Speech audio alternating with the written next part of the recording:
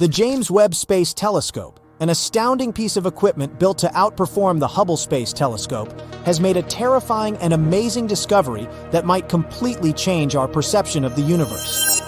It has successfully detected a faint glow coming from a staggering 7 trillion miles away. Can this glow be shining city lights coming from some mysterious extraterrestrial world galaxies away from us? Well, let's start from the beginning. A few years ago, NASA's Infrared Spitzer Space Telescope helped us spot a family of 7 rocky exoplanets orbiting the same star. This star is known as TRAPPIST-1, and recently, our new infrared powerhouse, the James Webb Telescope, has measured the temperature of one of those distant worlds. It was a planet called TRAPPIST-1b. Unfortunately, it turned out that this Earth-like planet was totally uninhabitable. Astronomers took James Webb's mid-infrared camera, called MIRI, and looked at the planet's thermal emissions. We can picture the whole process as scientists using heat-sensing Terminator vision. The results were quite disappointing. TRAPPIST-1b turned out to be scorching. Its average temperature was around 450 degrees F. That's as hot as in an oven. Plus, the planet most likely doesn't have any atmosphere. At the same time, this discovery was another record-breaking first for the telescope, which had already produced some newsworthy results by that time. It was the first time researchers detected any form of light emitted by a small and relatively cool exoplanet similar to the rocky planets in our own solar system. No previous telescope had enough sensitivity to measure such dim, mid-infrared light. When 7 TRAPPIST-1 exoplanets were first discovered, the astronomical community was ecstatic. That's because all those faraway worlds were about the size of our home planet and located in their star's habitable zone. It's the region that is just the right distance away from a star for liquid water to exist on a planet's surface. Thus, the planetary system became the best place to look for rocky planets with an atmosphere. But don't get too excited yet. These planets aren't likely to become new worlds for humans to explore, mostly because the TRAPPIST-1 planets are totally out of our reach at the moment. They're just too far away, at a whopping 235 trillion miles away. Their star is also much smaller and redder than our Sun. It's classified as an M-dwarf star. In our home Milky Way galaxy, there are twice as many of such stars as there are stars like the Sun. And they're also twice as likely to have rocky planets orbiting them. It's probably not surprising that astronomers are very interested in such stars. They're the main targets for seeking potentially habitable planets. And it's also way easier and more convenient to observe rocky planets around such smaller stars. But there's a catch. M-dwarfs are more active than our Sun. They frequently flare and spew high-energy rays which are likely to be extremely damaging to planets' atmospheres and any forms of extraterrestrial life. When researchers examined TRAPPIST-1b before, their observations weren't sensitive enough to determine whether this world had an atmosphere, or if it was just a barren rock. But now, we know. The planet is tidally locked to its star, which means that one of its sides always faces the star, while the other is stuck in perpetual darkness. The latest simulations suggest that if this planet had an atmosphere, its temperatures would be much lower since the air would redistribute the heat around both sides of the planet. Unfortunately, the James Webb Telescope recorded much hotter temperatures than needed for such a favorable scenario. It indicates the absence of an atmosphere and knocks the planet off our list of possibly habitable worlds. But the main excitement here isn't actually the features of TRAPPIST-1b. The main takeaway is that James Webb is capable of making such kinds of measurements. It'll help us explore the atmospheres and temperatures of many other distant worlds.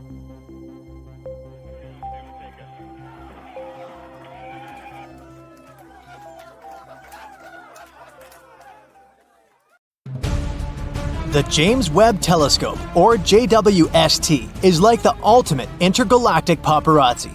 It takes pictures of some of the most famous celebrities in the universe. Stars, galaxies, exoplanets, you name it. The James Webb Space Telescope will snap a photo. So if you're a fan of cosmic celebrities, let's take a look at some of these best star-studded photos. The Carina Nebula. The image of the nebula with the beautiful name Carina was published on July 12th. JWST captured a beautiful view of the nebula, located about 7,500 light-years from Earth. Nicknamed the Cosmic Cliffs, it is, in fact, a hotbed of young stars, some of which are several times larger than our Sun. The Carina Nebula is a celestial spectacle located in the southern constellation Carina. It's really huge, approximately 260 light-years across. Massive stars within this nebula are so bright and hot that they create a glowing cloud of gas and dust around them. The Carina Nebula also contains swirling clouds of gas and dust where new stars are being born. The gas collapses under its own weight, becomes hotter and denser, and all this eventually leads to the creation of new stars. However, the Carina Nebula isn't just some peaceful place of star formation. It's the site of some of the most destructive events in the universe, which create massive shockwaves that obliterate everything in their path.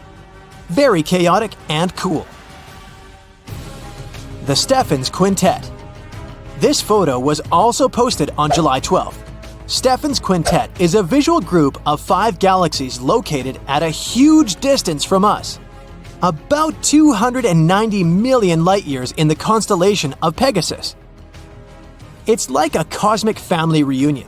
All these galaxies are related to each other and interact with each other in some interesting ways. They're pulling and tugging on each other with their gravity, constantly exchanging gas and dust. This interaction is causing some of the galaxies to collide and merge, which can create all sorts of cool effects, like bursts of star formation and supernovae. Thanks to Jwst, we were able to see shockwaves, tidal tails, and other amazing details about these galaxies. Their interactions create a stunning sight that we can see in this photo. Jupiter. And here's our old giant friend. This image was published by NASA on August 22nd. Jupiter is the largest planet in our solar system, and it's known for its many moons and its beautiful swirling clouds. But it also has a system of rings, just like Saturn, which are made up of tiny particles of dust that orbit the planet. These rings are much smaller and less visible than Saturn's, but they're still pretty neat. Jupiter also has auroras, which are colorful light displays that occur in the planet's atmosphere. They're caused by charged particles from the solar wind interacting with Jupiter's magnetic field. Just like on Earth, they can be seen near the poles of the planet. But these auroras are much brighter and more intense than ours. We can even see this crazy light show from space. And now, we were finally able to capture this dazzling sight. Jwst's photo shows the auroras of Jupiter, its rings, and even 2 moons, Amalthea and Adrastea. It's amazing how bright and clear they are on this photo. The Cartwheel Galaxy. NASA released this image on August 2nd. This photo shows us the Cartwheel Galaxy and its companions. The Cartwheel Galaxy gets its name from its shape. It kind of looks like a cartwheel, doesn't it? This is a giant, swirling mass of stars, gas, and dust, which is located in the depths of space. It's shaped like a pinwheel with long spiral arms. These arms are held together by the gravity of the central region, which is home to a supermassive black hole. But the Cartwheel Galaxy is a bit different from its spiral relatives. It has formed when a smaller galaxy collided with a larger one, creating a shockwave that rippled through the gas and dust. We'll definitely have to visit this galaxy someday. It's sure to be a wild ride. Spiral Galaxy M74. And here comes another spiral galaxy. NASA released this image on July 22nd. Jwst had to peer through thick layers of dust and gas to see this beautiful star cluster. M74 belongs to a special class of spiral galaxies known as the Grand Design Galaxy. This means that its spiral arms are noticeable and clearly outlined. All sorts of amazing things are happening inside of spiral galaxies.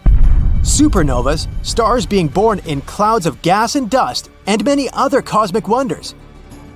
The glowing gas and dust, the bright stars, and the swirling patterns of the spiral arms make them some of the most striking objects in the universe. Well, we can clearly see it on the example of M74. The Tarantula Nebula. This image of the nebula with a creepy name Tarantula was published on September 6th. The photo covers as much as 340 light-years across. This is a huge distance. Thanks to this image, astronomers have discovered new young stars that were previously shrouded in dust. The Tarantula Nebula is located 160,000 light-years away from us, in the Large Magellanic Cloud. It's the largest and brightest star-forming region in the local group, the galaxies nearest our Milky Way. It's named after its shape, which looks like a bit like the legs of a big tarantula. It's a vast region of space, about 1,000 light-years across, and it's home to some of the most massive and luminous stars in the universe. One of the reasons why the Tarantula Nebula is interesting to scientists is its composition. Its composition is close to the region of stars of the cosmic noon, the so-called state of our universe when it was only a few billion years old. At that time, star formation was at its peak. Thanks to the Webb telescope, we can study this galaxy better and find out what our universe was like at its peak. Neptune's rings. This photo was published on September 21st, 2022. In this photo, we can even see 6 small moons next to the planet, with Triton shining brightly in the upper left corner. You didn't think it was the sun, did you? And yep, Neptune has rings too. They're like the ultimate cosmic accessory. They add a touch of glamour and style to the planet. But unlike some earthly bling, these rings are made of small particles of dust, rather than diamonds and gold. There are 5 known rings around Neptune: the Gall, Leverrier, Lassell, Arago, and Adam's rings. Scientists think that these are relatively young, much younger than our solar system, and much younger than, for example, Uranus's rings. They were probably created when one of Neptune's inner moons got too close to the planet and was torn apart by gravity. We haven't seen Neptune's rings so brightly since Voyager 2 flew past it back in 1989. So this is a great opportunity to take a closer look at these rings. The Pillars of Creation. This photo was published on October 19th. The Pillars of Creation became famous thanks to the Hubble telescope, but this photo is very lush and much more detailed. These columns, located in the Eagle Nebula, are about 5 light-years tall, which is really, really long. And they look like some majestic rock formations, only much more transparent. Just like a typical Hollywood movie set, they're full of action and special effects. They're home to some of the most dramatic processes in the universe. The gas and dust are collapsing under their own gravity, forming clumps that will eventually become stars. The place is full of intense radiation, jets of high-energy particles, and supernovae. It's like a cosmic version of Survivor. And if this wasn't creepy enough, here's another photo published by NASA on October 19th. They shared it right before Halloween. Here, the pillars resemble an eerie hand reaching for something. Brrr. Anyway, all these photos give us a truly awe-inspiring sight. They remind us of the incredible complexity of the universe and the amazing things that are happening even in the darkest and most remote corners of the cosmos. Let's hope that the James Webb Telescope will continue to amaze us in the future. Hundreds of diplomatic spaceships take off from Earth and head into space. When they reach their destination, they're met by hundreds of alien ships. This is humanity's first contact with an extraterrestrial civilization. People managed to detect them not so long ago, in a star system very close to our home. It's Proxima Centauri. This red dwarf star is the closest to our solar system. It's 7 times smaller than our Sun, which makes it only 50% bigger than Jupiter. Proxima Centauri is also 8 times as light as the Sun. This star system is 4.2 light-years away. That's how long it takes a photon of light to travel from this star to Earth. By comparison, it only takes 8 minutes for sunlight to reach our planet. If you decided to travel to Proxima Centauri, it would take you about 73,000 years to fly there in a conventional rocket. That's longer than our intelligent civilization has even existed. But it's not the star itself that interests us. It's the planet orbiting it. That's Proxima Centauri b. It's 17% bigger than Earth and about 10% heavier. It orbits its star at a distance of 4.5 million miles. By comparison, Earth is 93 million miles away from the Sun. That's 20 times farther. But the host star, Proxima Centauri, is a red dwarf. It doesn't emit as much light and heat as our Sun. So the planet Proxima Centauri b is right in the habitable zone of the star. It's located at such a perfect distance from its mother star that the planet neither gets too hot nor turns into a block of ice. In other words, the temperature there makes it possible for water to exist in its liquid state. This means that Proxima Centauri b could host life. But further observations of the planet make it doubtful. The host star is very unstable. Its brightness changes too frequently. In 2017, astronomers witnessed a catastrophic flash. The star increased its brightness by 1,000 times for 10 seconds. Before that, there was another weaker flash. The planet received an enormous amount of radiation. If there had been life there, that flare would have wiped it out completely. Overall, Proxima Centauri b receives about 400 times more X-rays than Earth. Complex living organisms cannot live under such conditions. Scientists say that even if there was an atmosphere and an ocean on Proxima Centauri b, this constant radiation would simply blow them off the planet. Proxima Centauri b is so close to its host star that it's gravitationally locked to it. This means that the planet is always turned to the star with only one side, just like the moon is turned toward Earth. That means that only one side of the planet receives this awful amount of radiation, and some experts speculate that an intelligent civilization might live on the night side of the planet. And it could be this civilization that sent us the strange signal that astronomers caught in 2019. Scientists described it as, quote, a bright, long-duration optical flare, accompanied by a series of intense, coherent radio bursts. This radio signal was observed for 30 days by one of the radio telescopes on Earth. Scientists thought the signal was artificial and could have been sent by an extraterrestrial civilization. Presumably, the signal came from Proxima Centauri b, or one of the moons that might be in that star system. But further observations failed to detect the signal. Now, the main theory claims that this radio signal is just some kind of interference from some technology on Earth. But what if it was really sent by a civilization living on the dark side of Proxima Centauri b? Well, we may soon find out for sure.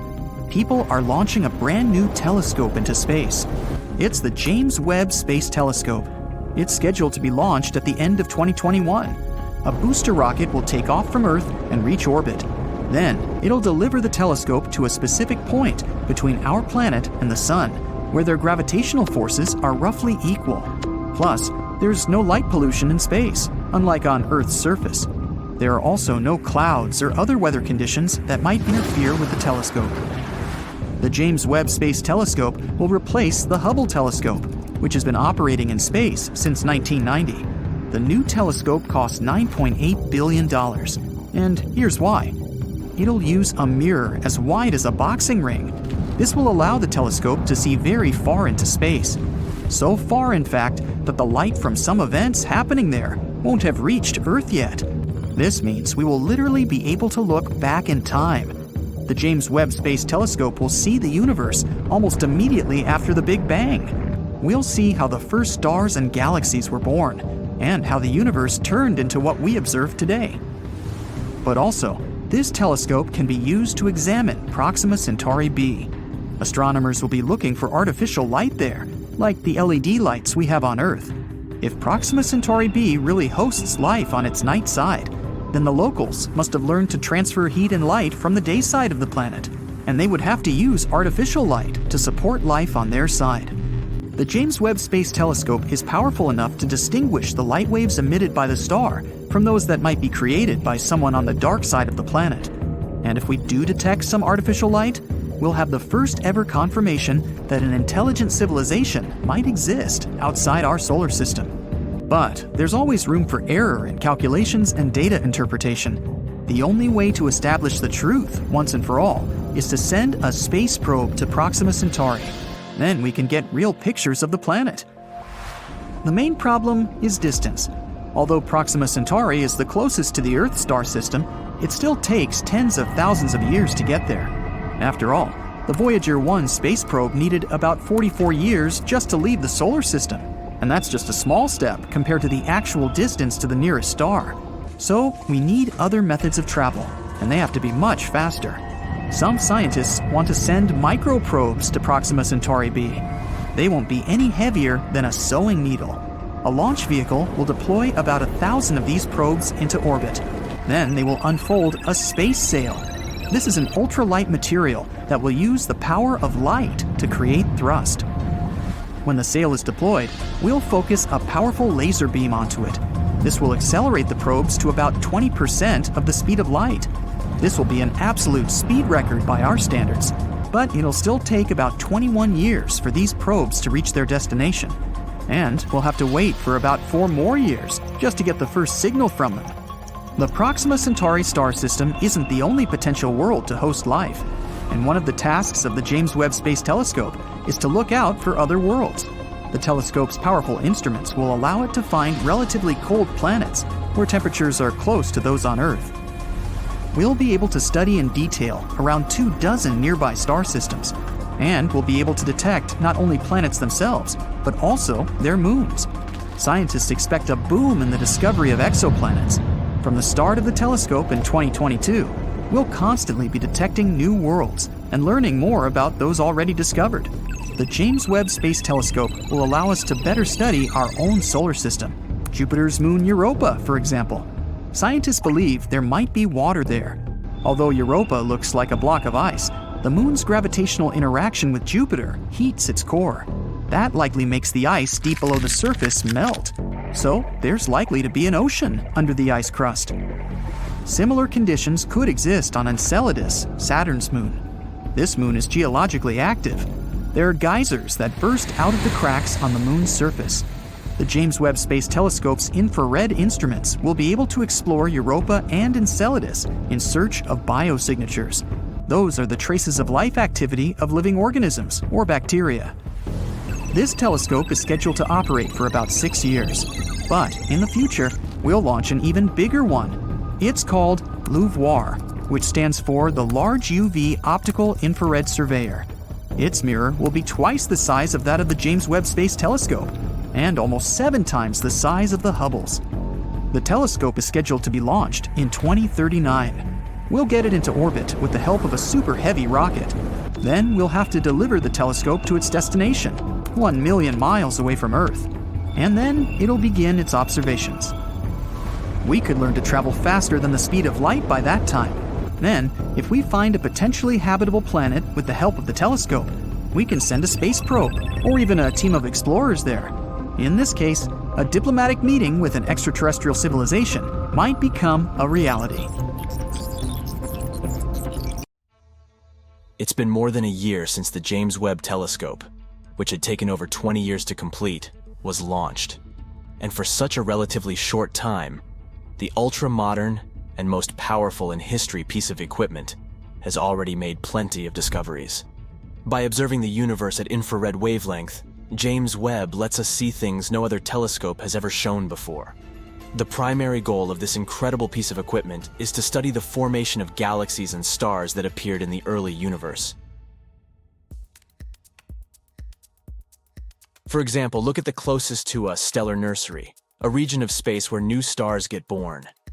NASA has shared an image from James Webb that shows a small star-forming region. If you look at the picture attentively, you'll see jets bursting from infant stars. Around them, different colored clouds of cosmic dust are colliding with one another. The view is mesmerizing. The red dust consists of molecular hydrogen. You can also notice that some stars have something like shadows. Those hint at the creation of what will later become planets. At first sight, the image may seem chaotic, but astronomers claim that it's a relatively small and quiet stellar nursery in comparison to some others. Many young stars there are similar in size to our Sun, or a bit smaller. The photo itself was taken with the help of Webb's near-infrared camera, NIRCam. It's the observatory's primary camera that snaps images of the cosmos in 2 different infrared ranges. Another amazing discovery the Webb telescope has made is smoke molecules in a distant galaxy. It's the first time such molecules have been discovered so far away from our planet. The galaxy in question lies 12.3 billion light-years away from Earth. It most likely formed about 1.5 billion years after the Big Bang. Despite such a huge distance between the galaxy and our planet, scientists have managed to detect chemical compounds found in soot or smoke, and it's quite a big deal since it has pushed the record for detecting similar complex molecules back by around 1 billion years. This study has also confirmed the sheer power of the coolest piece of space equipment of all time. It managed to make this discovery despite the fact that the spectrometer needed for the measurements didn't perform to the fullest after having experienced a sudden and surprising degradation. The James Webb Telescope has also helped to boost our understanding of exoplanets. Those are planets orbiting stars other than our own sun. At the beginning of 2023, the observatory spotted its first exoplanet, LHS 475b. It's located 41 light-years away from Earth and is approximately the same size as our planet. According to NASA, nowadays, James Webb is the only operating telescope capable of categorizing the atmosphere of Earth-sized exoplanets. The research team behind the discovery believes such results underline the precision of the telescope. They hope that it will help us locate many more rocky exoplanets that we might be able to colonize in the future. Even though, at first sight, it may seem that the universe is pretty empty, it's actually a very busy place. And Webb has all the necessary instruments to see all kinds of cosmic events happening out there. Just look at this image of WR-124. It's a star on the cusp of its explosive demise. In the image, the star is about to go supernova. It happens when a star runs out of its fuel and explodes at the end of its life cycle, releasing a giant cloud of space dust and hot gas into space. The star captured by the Webb telescope was at the Wolf-Rayet stage of its life. That's a period when a star is shedding its outer layers before going supernova. The next amazing thing discovered by James Webb is a star-planet hybrid with very strange clouds. This bizarre world, VHS 1256b, is actually a brown dwarf. Those are bigger than planets but too small to classify as stars. They emit some light of their own and are quite hot, but their mass is simply not enough to fuse hydrogen into helium like full-fledged stars do. Space bodies of this kind aren't actually brown. They occur in a wide variety of colors, but those are mostly invisible to the human eye. What we can see is the light they emit, and to us, it appears to be dark orange or magenta. The brown dwarf discovered by the Webb telescope is almost 20 times the size of Jupiter. It orbits 2 red dwarf stars, and to complete one orbit, it needs over 10,000 years. Astronomers first found out about this unusual exoplanet in 2016, but at that time, they didn't classify it as a brown dwarf, and, thus, couldn't explain its puzzling reddish glow. Now, thanks to the James Webb telescope, they know the space object's origin. Anyway, back to those clouds. As you know, clouds on Earth are made of water vapor, but those on the brown dwarf are different. They seem to be made of sand. It looks like good old sand from Earth, but it's actually not. The clouds are made of tiny particles of silicate. Another recent discovery involves several large galaxies that scientists believe were born not long after the Big Bang. They aren't supposed to be there, and no one expected to find them. But the James Webb Space Telescope has spotted them. These galaxies, as massive as our home Milky Way, are full of mature red stars. Astronomers have analyzed the light coming from them and estimated their age 500 to 700 million years after the Big Bang. It means that they came into being when our universe was very young, almost a baby. But the most bizarre thing about these galaxies is their tremendous size and the age of the stars dwelling there. The data received by the telescope don't coincide with the existing ideas about what the universe looked like and how it evolved in its early years. It also doesn't match the earlier observations made by Hubble. And here, James Webb has captured a distant region of space in unprecedented detail. This section of space is known as Pandora's cluster. In the image, you can see 3 massive clusters of galaxies coming together and forming a megacluster. The combined mass of these clusters acts as a powerful gravitational lens.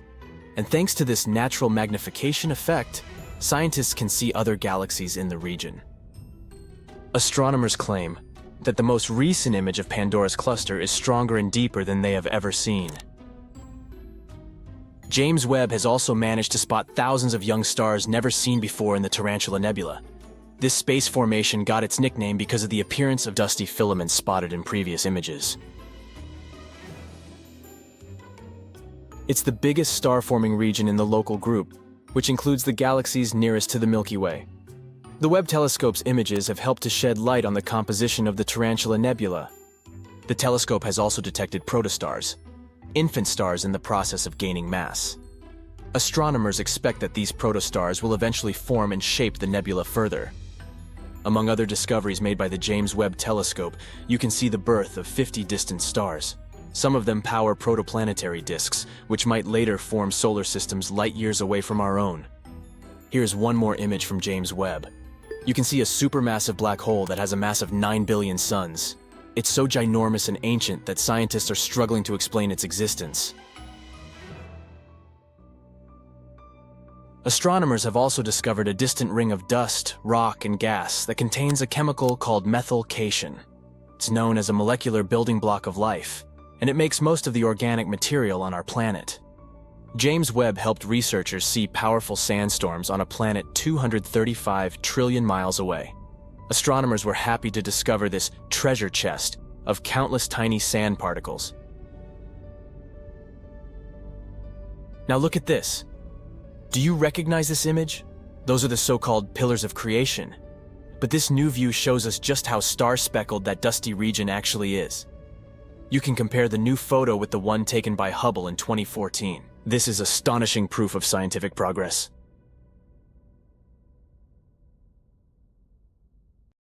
Hey there, Earthling! If you think you're special because you live on the only habitable planet out there, think again. What makes a planet suitable for life?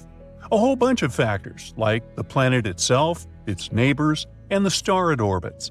A habitable planet is basically one that can sustain life, with things like access to water, energy sources, and nutrients. Earth, for example, is in the sweet spot, known as the habitable zone, where it can have liquid water on its surface. But just being in this zone doesn't automatically mean a planet is habitable.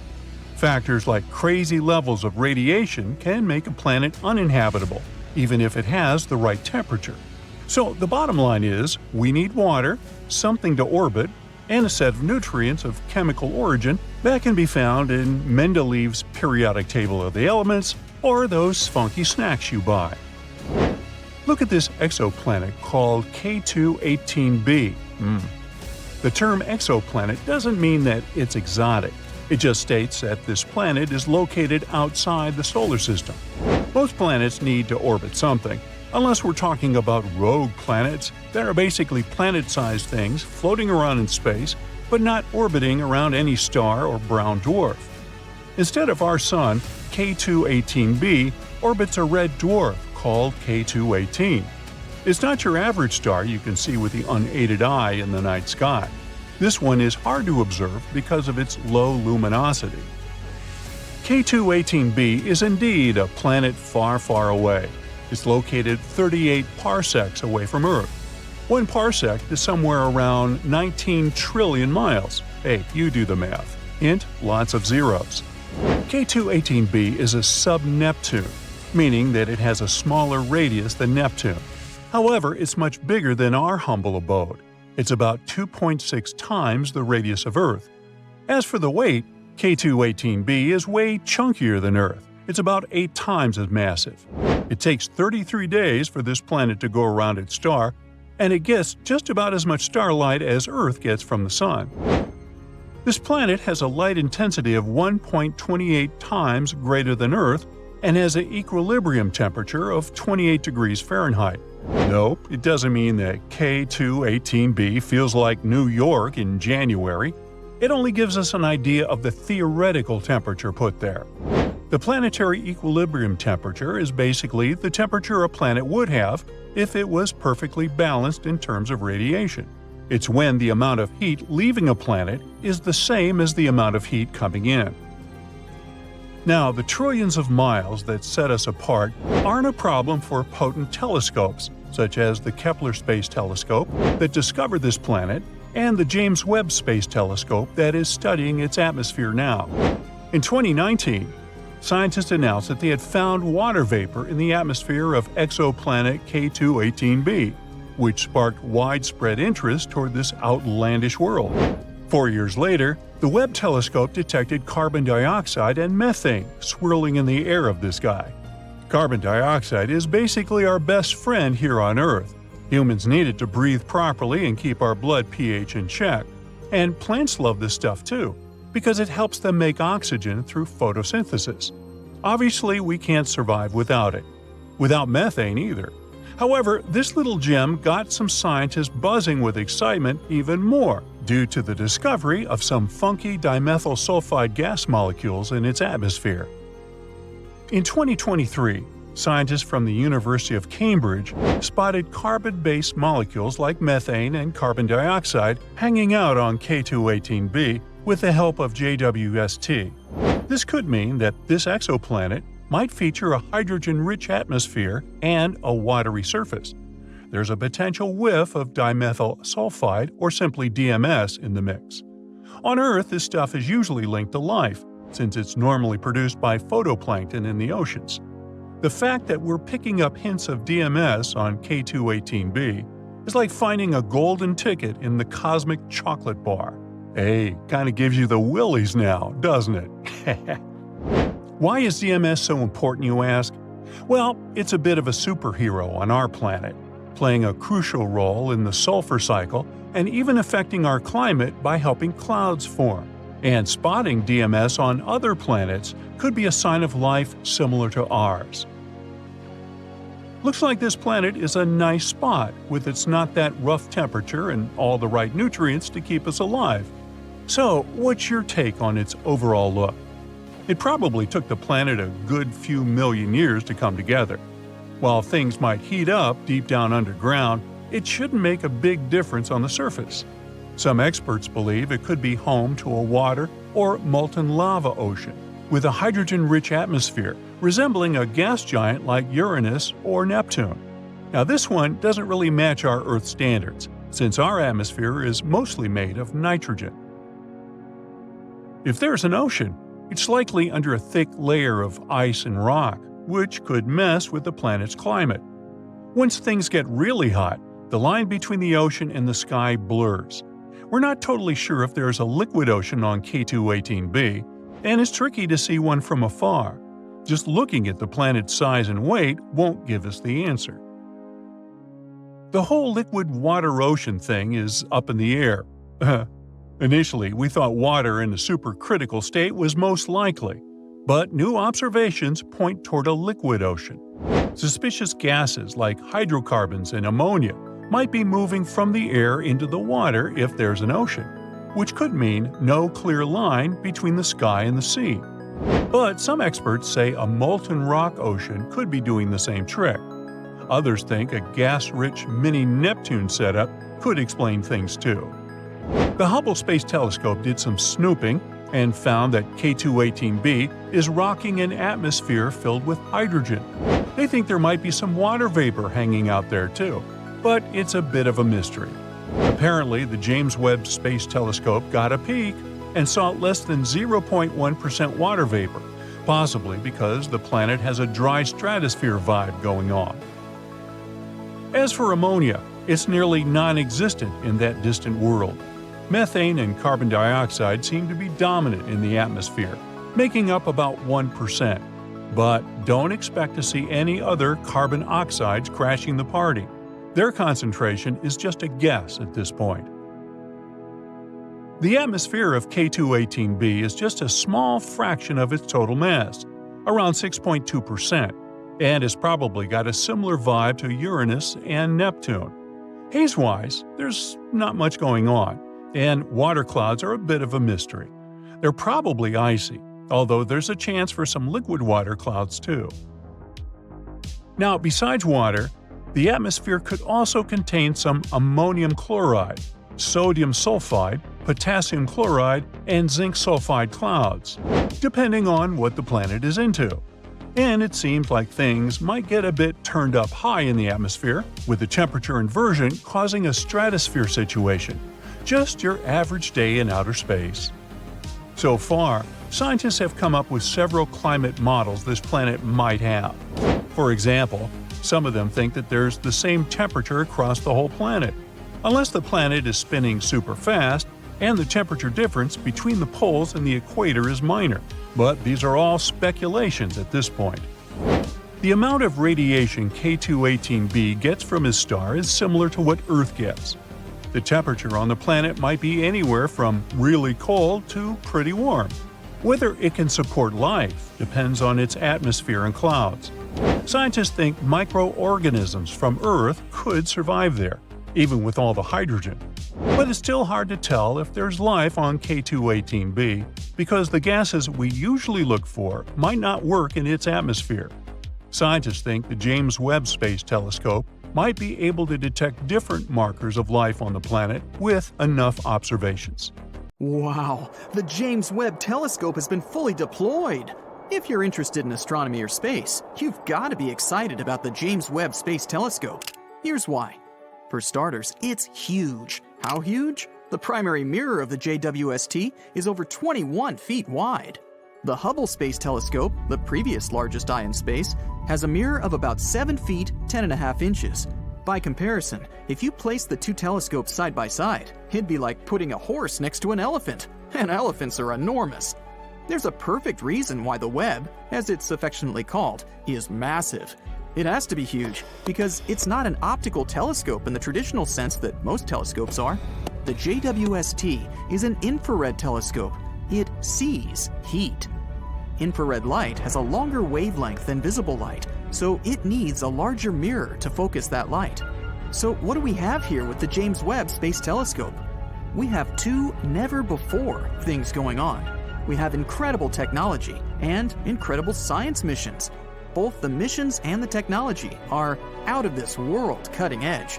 The Webb is a classic example of engineering in the service of science. Because of its greater light-gathering power, the James Webb Space Telescope will be able to take images of things that we were never able to see before, but have always wanted to see. Things like exoplanets, and the first galaxies in the universe, and stars and planets forming inside nebulae. And you can bet that there will be plenty of surprises too. The James Webb Space Telescope has several technological tricks up its sleeve, which promise to provide its greatest scientific discoveries. The Webb has a coronagraph, and a very special coronagraph at that. The coronagraph is the tool that will allow the first real pictures of exoplanets.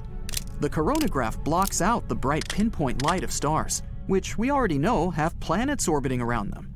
Without the coronagraph, the starlight would make things too bright to see these planets, because planets are hundreds of thousands of times dimmer than the star. But with the coronagraph blocking the starlight, the exoplanets come into view. And the JWST coronagraph can block the light from up to 100 stars at once.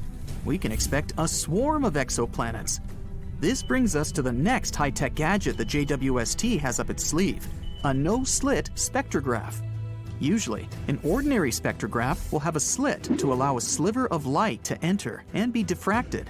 Diffraction is the scattering of light to reveal the spectrum of the light's component wavelengths. But the James Webb Space Telescope's work is so sensitive that a sliver of light would overwhelm the optics. So a no-slit spectrograph was installed. The starlight gathered from the big mirror is sent into a fiber optic cable to send only a single spot of light into the spectroscope.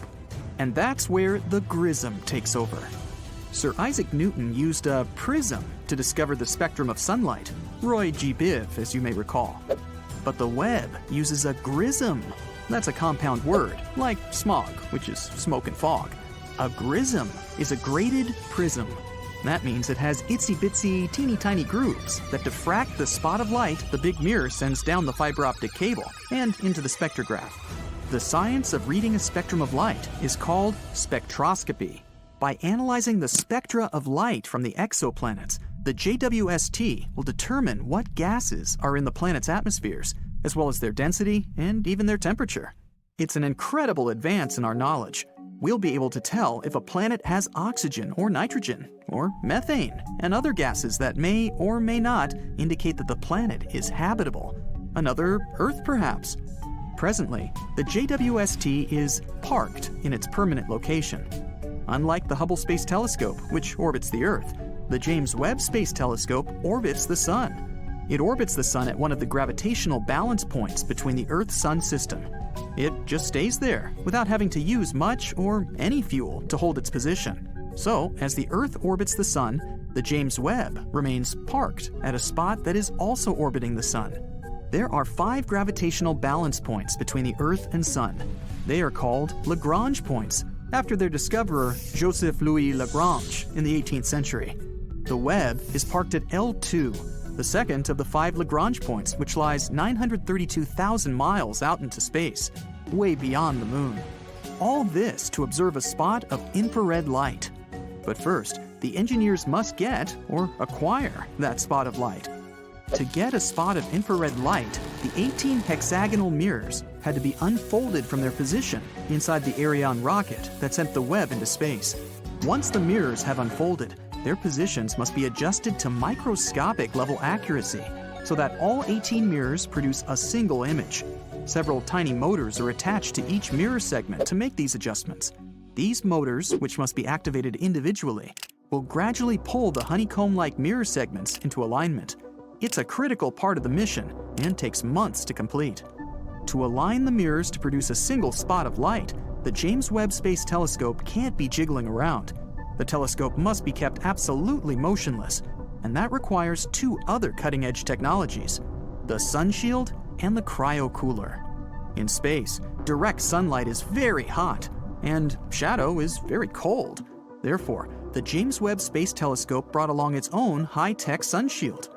It's huge, too, as big as a tennis court huge, comprised of 5 individual layers of Kapton film, only a millimeter thick. Each layer of the sun shield has to be remotely deployed individually using a system of 8 motors and 139 actuators with thousands of parts. The purpose of the sun shield is to help the JWST stay cold. The colder the better. And colder is what the cryocooler is for. Temperature can be measured 3 different ways: in degrees Fahrenheit, where water freezes at 32 degrees and boils at 212; in degrees Celsius, where water freezes at 0 degrees and boils at 100 degrees. But neither of these thermometers have a starting point. So, Lord Kelvin, in the 19th century, devised a 3rd temperature scale, the Kelvin scale, which starts at absolute 0, the coldest temperature possible. The onboard cryocooler will cool the JWST to just 7 degrees Kelvin, 7 degrees above absolute 0. At this temperature, virtually all heat from motors is removed, and the telescope will be able to focus the light to a point without any noise, basically any motion interfering with the quality of the image. Finally, after all this incredible technology functions remotely as planned, we are almost ready to observe the infrared images from the giant multi-segmented mirror of the James Webb Space Telescope. Almost ready. A telescope can collect all the light it wants, but in the end, it must also be able to detect what it's collected. If the light is not detected, it's not truly observed. Enter the pièce de résistance, the infrared detectors. The Webb has 15 of them. The specially fabricated semiconductor material produces a slight electrical charge when struck by a photon of infrared light. The Webb's infrared detectors can produce a 1,000,000-pixel high-def image. A few of the detectors can produce a 4,000,000-pixel image. They must be durable enough to last 10 to 20 years without warping or corrupting, all while working at 7 degrees above absolute 0. In themselves, the infrared detectors on the JWST are an engineering marvel. But what are they going to take pictures of? The missions of the JWST. Well, they're cutting edge too. 70 of the first 280 target observations are exoplanets. Is there another Earth? Which exoplanets seem habitable? The Webb telescope will provide detailed spectroscopic analysis of the atmospheres of thousands of known exoplanets. For the first time, we will see images of exoplanets as they appear in infrared light. Cosmology, the study of the universe, is perhaps the primary mission for the Webb. Galaxies receding away so fast that their light is stretched into the infrared will be a prime target for observation. Hundreds of hours of observations are necessary to collect the faint infrared light from these first galaxies formed after the Big Bang. The JWST will give us a picture of what the infant universe looked like.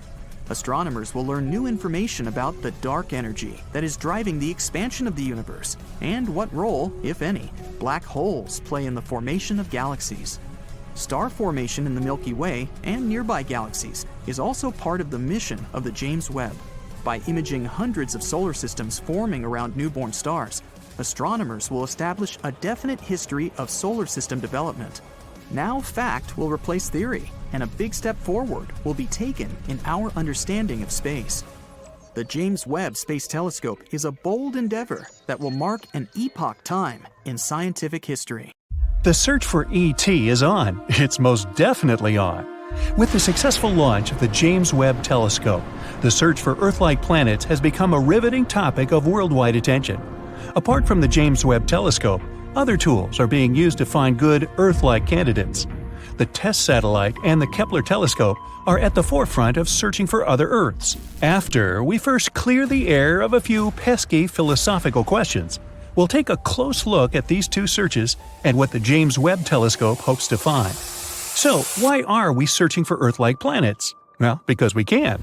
Incredible advances in Earthbound telescope technology have enabled ultra-precise observations of starlight, which led to the earliest discovery of exoplanets. As planets go around stars, there's a gravitational interaction between the planet and the star. They pull each other. The planet's pull upon the star will cause the starlight to wobble back and forth ever so slightly as the planet or planets orbit the star. This has always been the case, but the wobble of the starlight was never able to be detected because starlight always twinkles. Twinkle, twinkle, etc. Adaptive optics inside telescopes is the technological breakthrough that first enabled astronomers to find exoplanets by taking the twinkle out of starlight. Mechanical springs on the underside of telescope mirrors bend the mirrors ever so slightly to neutralize the distortion, the twinkle, caused by starlight passing through Earth's atmosphere. Without the glimmer of starlight, the slight wobble caused by planets pulling gravitationally on the stars is observable. The bigger the wobble, the more planets. It's called the astrometric method of exoplanet detection. Isn't that a mouthful? Whole star systems and literally thousands of exoplanets were inferred to exist around nearby stars by analyzing the wobbly patterns of starlight. But the planets themselves could not be seen. Suddenly, our solar system was not unique anymore. Astronomers got giddy over the inescapable conclusion that probably every star had planets. It became impossible not to ask the poignant question, is the Earth unique, or are there other Earths? What's the big deal about finding Earth-like planets anyways? Well, considering all the financial resources the developed countries are spending on finding Earth-like planets, it can be said without a doubt that it's definitely a big deal. Including the launched James Webb Telescope, which cost $10 billion, the Kepler Space Telescope, which cost $550 million, and the Tess satellite, which cost $200 million. The investment in finding Earth-like planets is certainly eyebrow-raising. Now, if you keep in mind that these costs are just for the hardware, and to get a sketch of the full magnitude of the search, you must also include the salaries of a team of data miners, PhD analysts, and postgrads all across the globe in universities, national space agencies, and private institutions. We will conclude that finding another Earth is truly an immense undertaking. Now, suppose we find one. Then Earth is not alone anymore. It's not that we can actually go to any of these planets anytime soon. Interstellar travel requires some breakthroughs in physics and technology, and, well, we aren't there yet. But knowing that there are planets out there in the Milky Way that are like Earth in all the essential respects, like liquid water, oxygen, and habitability, will make space less foreboding, more welcoming, more exciting to study and explore. It may also give us some more pride in our home planet and make us all better Earthlings. The triple mission looking for other Earths, the Kepler telescope, the Tess satellite, and the James Webb telescope use distinct approaches to find exoplanets. And the synonym TESS tells us what that method is. The T stands for transiting, and that's the key to the whole exoplanet search. E stands for, you guessed it, exoplanets, the target of the excellent investigation of another Earth. S stands for survey, because TESS looks at hundreds of thousands of nearby stars. And S stands for satellite, because TESS is orbiting Earth, unlike the James Webb Space Telescope, which will orbit the Sun. When a planet passes in front of a star, that is called a transit. The planet will block some of the light coming from the star. This decrease or dimming of the star can be measured. The dimming of starlight tells lots of things about the planet. By knowing how bright the star is and how much the star's light was dimmed by a transition in front of the star, we can tell how giant the planet is or how close it is, but we won't know which. Is it big or is it close? Until the planet's orbit is also timed. It means our TESS satellite must take long-duration videos of the stars. Ooh, video of the stars. Hollywood should like that. The TESS satellite doesn't have a telescope. It uses 4 CCD cameras to stream live long-duration videos of as many stars as possible, hundreds of thousands of stars. Why so many? Well, because for a transit of a planet to be observed, it must pass directly between the TESS satellite's cameras and the star. If the planet is not on the exact line of sight angle between the star and TESS's cameras, it cannot be seen because it will not cut off any starlights. Planetary transits are rare. For example, Venus passes across Earth's view of the Sun only every couple hundred years, yet TESS's cameras are seeing many planetary transits among the hundreds of thousands of stars it takes streaming long-duration videos of, and you know what that means. It means there must be hundreds or thousands of times more planets than are observed by the transiting method. It is, therefore, an inescapable conclusion that every star has planets. Planets are everywhere. And now, the James Webb Space Telescope, with its giant 21-foot, 4-inch-wide mirror, is entering the search. It is a technological marvel, a wonder of the modern world, a miracle of advanced engineering. Anticipation is reaching a fever pitch. But with the heightened anticipation comes an almost equal amount of trepidation. And some things can still go wrong before the James Webb Space Telescope returns its first pictures. After the Hubble Space Telescope, for example, was launched in 1990, a repair mission had to be launched in 1993. The mirror on the Hubble was not very well inspected, and its pictures were very blurry. Astronauts had to go up and execute a spectacular spacewalk to fix the mirror. After the fix, the pictures Hubble sent back were more precise than it was ever designed for. This is how an improved model appeared. That cannot happen with the James Webb Telescope. The Hubble orbits the Earth and is accessible to astronauts. The James Webb Space Telescope orbits the Sun and is well beyond the Moon, out of the reach of astronauts, because there is no spacecraft equipped to carry them there. It cannot be manually fixed if something goes wrong. Adding to the challenges, the James Webb Space Telescope has only one onboard camera to inspect any damage it may suffer or mechanical malfunctions that might develop in the harsh environment of interplanetary space. Any remote fixes will need to be done blind from Earth. The James Webb Space Telescope is now fully deployed. The 18 mirror segments will need to be aligned to produce a single image. This critically important process will take several months to complete once the telescope is fully deployed. 70 of the first 286 observation assignments of the telescope target exoplanets.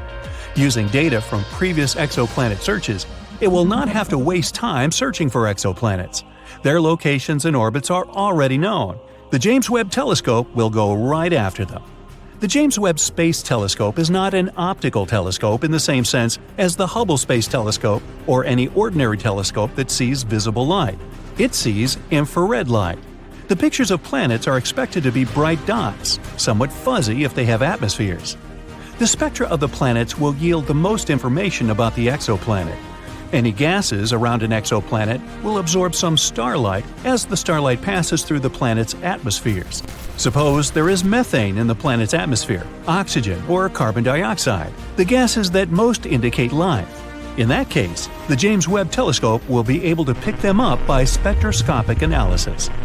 An entire portrait of the exoplanet can be formed from the infrared information, its temperature ranges, atmospheric content, the likelihood of liquid water, and even the probability of life. And that's a big deal. The James Webb Space Telescope has other missions to perform too. It's assigned to examine star formation and planet formation in nebula in the Milky Way. Understanding how solar systems form is part of the search for another Earth. By detecting infrared light, the James Webb Space Telescope will peer to the farthest away galaxies whose visible light gets blocked by dust and gas. These distant galaxies were formed shortly after the Big Bang. Galaxy formation is an essential mission for the James Webb Telescope. These most distant galaxies are accelerating away so fast that the light they emit is stretched below the frequency of the visible spectrum, into the infrared. The Great Telescope can see these previously invisible galaxies. We hope to learn about the mysterious dark energy that is causing the universe to expand at an ever-increasing velocity. Hope is high that the James Webb Space Telescope will significantly expand our knowledge of this amazing universe we all live in. The James Webb Space Telescope has recently discovered the oldest black hole ever found.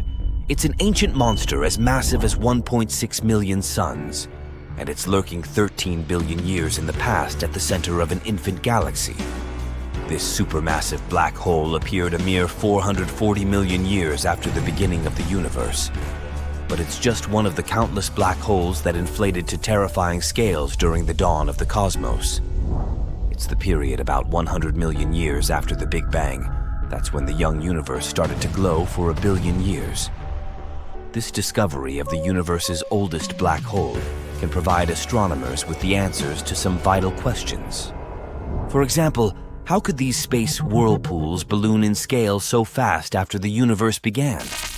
Or how did they appear in the first place? You see, black holes in the early universe couldn't grow as quietly and steadily as many modern black holes do.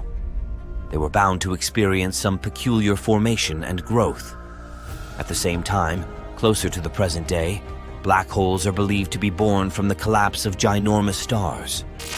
They grow by munching on gas, dust, stars, and other black holes non-stop. The friction created in the process makes the material, spiraling into a black hole, heat up, and it emits light that can be detected by our telescopes. To spot the oldest black hole, scientists used two infrared cameras, the JWST's mid-infrared instrument and near-infrared camera. They used the camera's built-in spectrographs to break down the light it had been recording into its component frequencies. While examining the results, they discovered unusual spikes among certain frequencies. It could only mean that the hot material around a massive black hole was beaming out faint traces of light. One of the most popular explanations for how ancient black holes grew so rapidly is that they appeared after sudden collapses of colossal gas clouds. Or they could form as a result of merges between clumps of stars and black holes. There's also a possibility that some of the oldest black holes could have been seeded by hypothetical primordial black holes. Those are believed to have appeared moments after the universe began, but their existence hasn't been proven yet. In any case, this most recent finding of the ancient black hole is extremely important because the formation of galaxies and the appearance of black holes go hand in hand. Every normal-sized galaxy that we know of has a black hole at its center. But even though such black holes are massive and can weigh millions and billions of solar masses, they are still tiny in comparison with their home galaxies. A supermassive black hole usually reaches less than 1% of the mass of a regular-sized galaxy and has a volume that is billions of times smaller. And still, somehow, supermassive black holes can influence galaxies, controlling the formation of stars for billions of years. The thing is, black holes exert an enormous gravitational pull on their surroundings. Any gas, dust, and stars that come too close to a black hole find themselves trapped. A lot of material crams into the space around the black hole and heats up, because that's what materials do when compressed. Soon, everything around the black hole flattens into a thin disk, which is called the accretion disk, and starts swirling around the black hole. Astronomers believe that this process is behind the mysterious relationship between black holes and their host galaxies. It's a connection between the mass of the supermassive black hole and the velocity dispersion of the gas in the galactic core. This cycle also controls the rate of star formation, which is a crucial element of the evolution of galaxies. If this delicately balanced process goes off kilter, the outflows from black holes can get too strong, not only heating the gas in a galaxy, but also removing it altogether. And then, the formation of stars doesn't simply slow down, it stops completely. Major galactic merger events can lead to such dramatic consequences because too much material falls into the central black hole too fast. So Venus and Earth are so different that a foolish question like, what's longer, a day or a year, that makes absolutely no sense on Earth, totally makes sense on Venus. A day on Venus is indeed longer than a year. If we put it into Earth's perspective, a day on Venus would equal 243 Earth days, while a year would only last 225 days. So it's like your birthday is every day. Venus is often nicknamed Earth's evil twin. Their differences are so stark, you'd think they're from different galaxies altogether. Just to give you an idea of how far apart they are, if the day-to-year ratio wasn't enough, the Earth rises in the west on Venus but sets in the east. These days, one of the very few similarities between these two is their size. But try to imagine a time when Venus and Earth were like peas in a pod, besties since the beginning of the solar system. Venus used to be the life of the party. NASA scientists think Venus might have even hosted a liquid water ocean and surface temperatures that could have welcomed life for up to 2 billion years. But modern-day Venus is a different story. We're talking extreme temperatures and a thick carbon dioxide atmosphere. So, what led to this cosmic makeover? Size, location, and attitude. I mean that the distance from the Sun and internal heat played a huge role in shaping Venus and Earth's destinies. By the way, there used to be 3 siblings that could have hosted life: Venus, Earth, and Mars. Now imagine 3 cupcakes in an oven. Once they were fully baked, they were taken out of the oven. One of them was put in front of an open window in the middle of winter. Another was carefully placed on a table and covered with a nice clean kitchen towel. And the last one was accidentally forgotten and left in the oven. Oops. Mars, Earth, and Venus are like those cupcakes. Mars got too cold and not welcoming. Earth is still nice and warm and well protected from all the unpleasant things, just like the towel protects that lucky cupcake. And Venus got scorching hot and impossible to consume. In terms of development, Earth took the slow and steady route, maintaining its oceans, stable atmosphere, and biodiversity.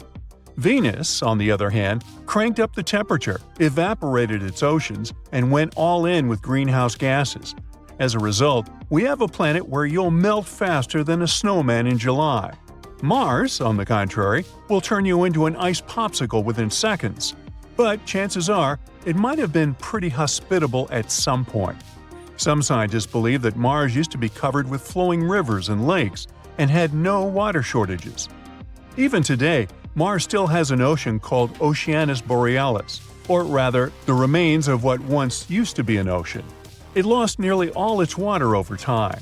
Now, the sources of water on Mars include polar ice caps and minerals and rocks. According to estimates, only 1% of all that water evaporated, while 99% is still locked in the red planet. Ice polar caps are pretty simple to understand, as we have the same thing on Earth. But rocks containing water? Simple. There are at least 4 types of hydrous minerals on Mars. There are hydrous clays made of silicon oxygen, and the cool thing about them is that they can even contain magnesium and iron, which are sulfur-based hydrous sulfates. Now, don't you? I know you thought of the smell of rotten eggs. But it's typical of hydrogen sulfur and not just sulfur. These minerals have water incorporated right into their chemical formulas. There's also hydrous silica, which has water locked in its formula too. Scientists have experimented with growing plants using Martian-like conditions and found success with alfalfa. Harvesting alfalfa also helped improve the growth of other crops like turnips and lettuce. While water may be available on the red planet, the air on Mars is mostly carbon dioxide. On the bright side, and we are, The Mars Oxygen In Situ Resource Utilization Experiment, the Mars Oxy, can produce oxygen on Mars, which could be crucial for future missions. As for energy sources on Mars, solar, wind, and geothermal energy are a few promising options. Solar power is less effective on Mars due to weaker sunlight and dust storms. But wind power and geothermal energy could serve as reliable alternatives. With these sources in place, humans could potentially sustain life on Mars. But let's get back to comparing our sibling planets. While both Mars and Earth have moons, and Mars even has 2 of them, Venus has 0, just like Mercury. Due to its proximity to the Sun and the star's gravitational pull, Mercury lacks the ability to retain its own moon. The likelihood of any moon orbiting Mercury either colliding with the planet or being drawn into the orbit of the Sun is high. That's all clear and understandable. But the absence of moons around Venus remains an unsolved puzzle for scientists. Despite Venus's scorching hot temperatures, scientists think that even today it might not be as hostile to life as we once thought. A recent MIT study found 19 amino acids surviving in a Venus-like solution for the whole month. Yep, some like it hot. Also, Rocket Lab and the Massachusetts Institute of Technology are teaming up to send an uncrewed spacecraft, Venus Life Finder, on a mission to Venus. This spacecraft will search for signs of life in the Venusian atmosphere using a special instrument called an autofluorescing nephelometer. And no, I didn't make that up. Originally set to launch in 2023, the mission is now pushed back to December 2024 with arrival at Venus in May 2025. The goal of the mission is to discover organic compounds in Venus's atmosphere, which could point to the possibility of habitable conditions in the cloud layer. The spacecraft is designed with a Photon Explorer cruise stage and a compact atmospheric probe equipped with that nephelometer thingy. The small probe will descend through the Venusian atmosphere, collecting data on cloud particles and organic compounds. In 2020, scientists made a big announcement about finding phosphine on Venus, a compound that could be linked to life. While they're still working on confirming this, using information from telescopes or even past missions, there might be evidence hidden in old NASA data received from Venus that could shed more light on the discovery. The potential presence of phosphine on Venus has stirred excitement and caution among scientists. To make sure, they need more data from telescopes or new space missions. If they find this gas, it might mean there is some form of life producing it in the planet's clouds. This discovery would be a huge step toward understanding Venus better. Some experts think that sending probes to Venus to directly detect phosphine would be the most effective way to confirm its presence. An 80s NASA mission may have already detected phosphine, but scientists back then didn't realize it. Now, this data is being re-evaluated to uncover any overlooked evidence of the presence of the gas. This could also suggest that the compound has been in Venus's atmosphere for decades, raising questions about its source. But not everyone is convinced of this interpretation, which evokes a debate among scientists about the true nature of the detected gases. Old data from other missions may also hold clues about phosphate on Venus. While new spacecraft are going to explore the planet, it's possible that the key to unlocking this mystery lies in decades-old mission records. In total, there have been 46 space missions to Venus, including some flybys where gravity lent a helping hand. The last time we successfully landed a spacecraft on Venus was way back in June 1985 as part of the Vega 2 mission. So, let's see what Venus Life Finder will discover. It took a lot of time for the light emitted by several incredibly old galaxies to reach the James Webb Space Telescope. After scientists made more precise estimates, it turned out that the photons had been on the way for over 13 billion years. That's about as long as the entire history of the universe, and only recently have they reached our orbiting observatory. These dramatic results have revealed that the universe started creating stars almost immediately after the Big Bang. But if you look at the images delivered by the James Webb, you won't be overly impressed. Just a handful of smudges, a few glowing spheres, and something resembling a dog bone. And still, the world of astronomy has been left speechless. The telescope's giant mirror has managed to capture the oldest known galaxy in the entire universe. The galaxy got quite a prosaic name, mostly consisting of letters and numbers. Yeah, that's rather catchy.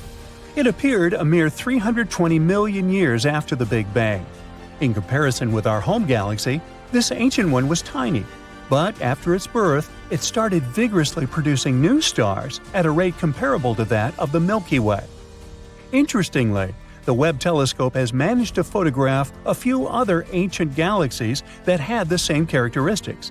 Based on the snapshots of the baby universe we've got, we can conclude that in those ancient times, the first galaxies and stars were evolving amazingly fast. They also appeared much earlier than most scientists thought.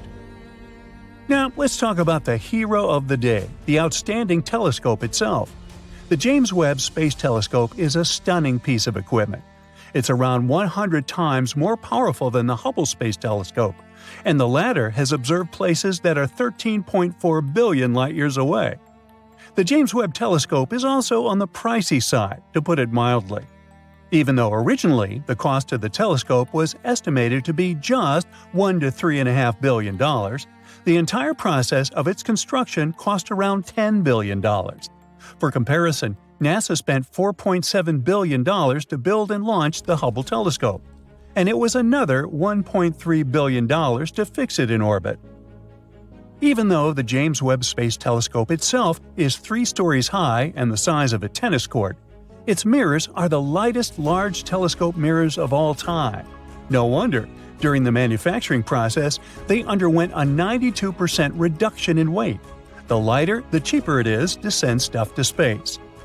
If you had a chance to look at these mirrors, they would seem to be gold, but they're made of beryllium. This is a steel gray, lightweight, and brittle metal. A gold coating is still applied to each mirror, but they can't be produced entirely out of gold since this material needs to expand and contract even with small temperature changes. And that's not what we need to happen to a super precise piece of equipment. That's why the total amount of gold used in the construction of the James Webb Telescope is less than 2 ounces. That's a golf ball-sized chunk of gold. The gold plates covering the mirror are only 1,000 atoms thick. If we speak about all those incredible feats the telescope is capable of, it can clearly see a U.S. penny from 24 miles away and a football from 340 miles away. Hey, what's the score? JWST comes with significant advantages over any previous mission. For example, its 21-foot mirror is composed of 18 gold-plated hexagonal segments. They gather more than 6 times as much light as the Hubble Space Telescope's almost 8-foot mirror. It means that James Webb can record light from all kinds of space objects 6 times faster than its predecessor. The telescope's sensitivity to infrared light is also astonishing, which is remarkable since it can see different things than optical telescopes. You can say it's a real game changer. The James Webb can observe wavelengths from 0.6 to 28.5 micrometers, from the red end of the visible spectrum to the mid-infrared. As for Hubble's optics, most of the telescope's sensitivity is centered on visible light. It might sound surprising, but in its intended infrared domain, the Webb telescope isn't likely to resolve finer details than Hubble can detect in optical light. The thing is that although resolution increases with the mirror size, it also diminishes with wavelength. James Webb's telescope side cools itself down because otherwise it might get damaged or even burned. Normally, its temperature doesn't rise higher than minus 370 degrees Fahrenheit. That's cold enough to make hydrogen liquid. An enormous 5-layer sun shield surrounds the telescope and reflects as much sunlight as possible, letting the telescope stay cool. The telescope was launched near the equator because Earth spins a bit faster there, and this gave the rocket some extra push. When the James Webb Space Telescope runs out of fuel, it'll just keep orbiting the Sun. On the other hand, even though the telescope wasn't designed to be serviced or upgraded, it might potentially be refueled with the help of robots in the future. This might extend its lifespan. Anyway, here are the reasons why we can say this telescope has changed astronomy. For one thing, we might finally see dark matter. Around 84% of matter in the universe doesn't emit or absorb light. Astronomers call this stuff, which can neither be seen directly nor detected by indirect means, dark matter. It affects visible matter, radiation, and the very structure of the universe. Dark matter is like some binding agent of our universe, and we're still not sure whether it exists. And now, thanks to the James Webb Telescope, scientists might finally have a way to seek dark matter. It's a huge development that is likely to change the way we observe the known as well as unknown universe. Even though astronomers haven't seen dark matter directly yet, they have been able to trace the distribution of this mysterious universal compound, all thanks to James Webb's powerful instruments. Another reason the new space telescope is so cool is that it helps us learn more about star formation. This process has always been a foundational part of astronomical studies. But even though Hubble has provided us with some iconic images and observations, there are still many unanswered questions about how stars form and go out. But astronomers are sure that James Webb will fill in the blanks. All because this telescope can peer further and deeper into the universe than any other telescope that has ever existed. Its location and cutting-edge equipment allow it to gaze through gases and dust surrounding early galaxies and stars. It will let us get a better look at star formation. It's also obvious that Webb's discoveries are bound to change the way we think of the early universe. For example, recently, the telescope has revealed several large galaxies that scientists believe existed not long after the Big Bang. They aren't supposed to be there, and no one expected to find them. And still, the James Webb Space Telescope has spotted them. These 6 galaxies, as massive as our home Milky Way, are full of mature red stars. Astronomers have analyzed the light coming from them and estimated their age 5 to 700 million years after the Big Bang. The most bizarre thing about these galaxies is their tremendous size and the age of the stars inhabiting them. This information doesn't coincide with the existing ideas about what the universe looked like and how it evolved in its early years. Plus, it doesn't match the earlier observations made by Hubble. Astronomers hope that one day, James Webb will help us find new exoplanets and even detect water there. For a long time, astronomers have been discovering planets orbiting stars outside the solar system by monitoring slight dips in stars' light. Such dips happen when planets pass in front of them, and reading unique signatures in the light can tell us about planets' chemical composition. The strongest and most readable signatures happen within the infrared spectrum.